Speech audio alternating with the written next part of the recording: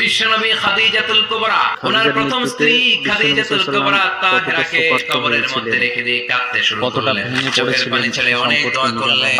দোয়া শেষে সব সাহাবারা ঘরে ফিরে যায়, বিশ্বনবী যায় না।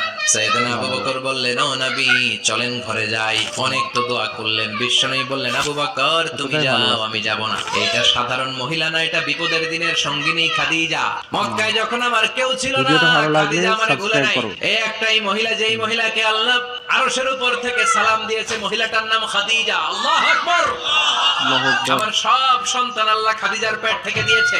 ফাতিমাতুজ জোহরা খাদিজার মেয়ে, যায়েনব খাদিজার মেয়ে, উম্মে কুলসুম খাদিজার মেয়ে, রুকাইয়া খাদিজার মেয়ে, আবুল কাসেম বিশ্বনবীর ছেলে খাদিজার ছেলে, আব্দুল্লাহ যাকে তাইয়্যিব এবং তাহের নামে আমরা চিনি, সেও খাদিজার ছেলে। সুবহানাল্লাহ।